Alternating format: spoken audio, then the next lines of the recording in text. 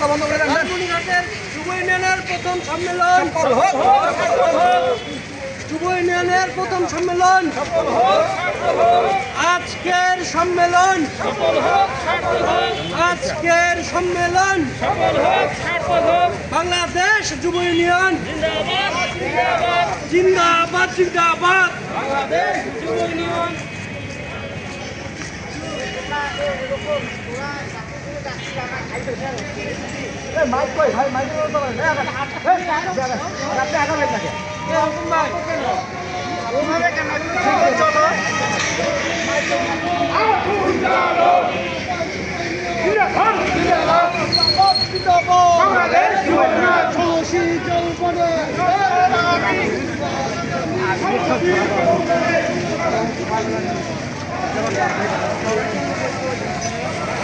Van চালায় এমন ভাইয়েরাও আমাদেরকে অর্থনীতি দিয়ে সহযোগিতা করেছেন, পরামর্শ দিয়ে সহযোগিতা করেছেন, উৎসাহ দিয়ে সহযোগিতা করেছেন।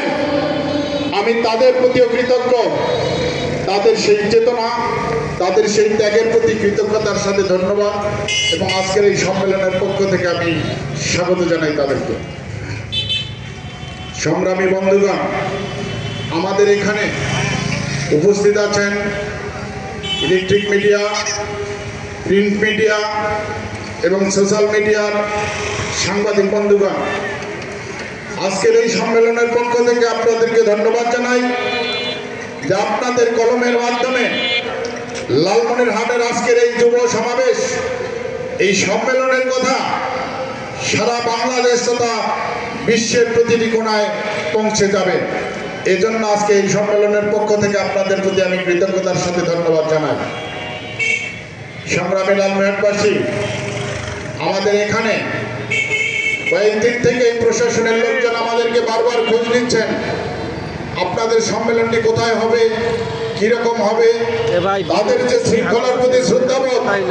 আজকে এখানে এসে আমাদের যেন মানুষের জনভোগের যেন কোনো সৃষ্টি না হয়, এজন্য তারা যে শৃঙ্খলার পরিকল্পনা দিয়ে গেছেন, তারা যে সহযোগিতা করছেন, সেই প্রশাসনের লোকদের প্রতি আজকে আমি এই সম্মেলনের পক্ষ থেকে কৃতজ্ঞতার সাথে ধন্যবাদ জানাই।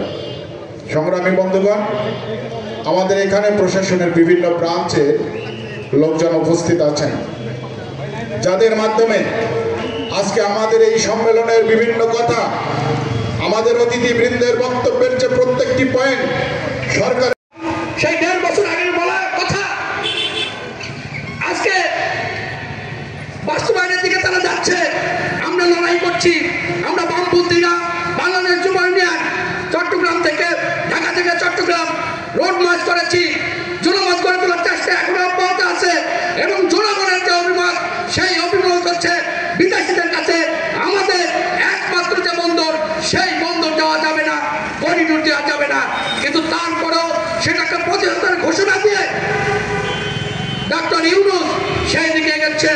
আমরা বলছি, আমরা বাংলাদেশ যুব ইউনিয়ন প্রগতিশীল ধারা যে রাজনৈতিক দলগুলো আছে, দেশপ্রেমিক যে মানুষ আছে, সাম্রাজ্যবাদ বাড়িতে যে মানুষ আছে, সেই মানুষকে নিয়ে এই চুক্তি আমরা হতে দিব না। এই চুক্তি আমরা মোকাবিলা করব। অতীতে যেমন আমরা গ্যাস ভারতে রপ্তানি করতে দেয়নি, সেই রকম। সংগ্রামী বন্ধুরা, বাংলাদেশ সেই যে যুবকদের অবস্থা, সেই যুবকদের অবস্থা ছিল এরকম। প্রত্যেক বছর 20 লক্ষ যুবক কর্মবাজারে হাজির হয়। এখানে দেশে আত্মকর্মসংস্থান, ছোট ব্যবসা, অপ্রাতিষ্ঠানিক খাতে কাজ, শ্রমিকের কাজ এবং বিদেশে যাওয়ার মধ্য দিয়ে 5 থেকে 7 লক্ষ লোকের কর্মসংস্থান তৈরি হয়। বাকি যুবকরা বেকার থাকেন। সেই অবস্থায় আন্তর্জাতিক আয়োজন থেকে শুরু করে আন্তর্জাতিক যে জরিপ সংস্থা, সবগুলোর তথ্য মতে বাংলাদেশে 1 কোটি বেকার। বাংলাদেশে 1 কোটি বেকার। 1 কোটি হচ্ছে অর্ধ বেকার। অর্ধ বেকার মানে কি? অর্ধ বেকার হচ্ছে এই যে আজকে অটো চালাচ্ছেন, আগামী দিনে পুলিশ প্রশাসন যদি বন্ধ করে দেন, সে ভাইটি বেকার হয়ে যাবেন। আজকে বাসে হেল্পারি করেন, মালিক যদি মনে করেন যে আগামীকাল তার চাকরি থাকবে না, সে হচ্ছে অর্ধ বেকার। একটা এনজিওতে চাকরি করেন প্রজেক্টে অথবা মাইক্রো ক্রেডিটে, ওই এনজিওর মালিক বা ওই প্রজেক্ট কর্মকর্তা যদি বলেন আগামীকাল থেকে আপনার চাকরি নাই, সে আবার 3 মাস বেকার থাকে।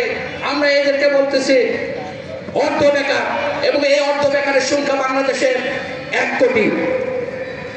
আর 1 কোটি হচ্ছে সদ্য বেকার।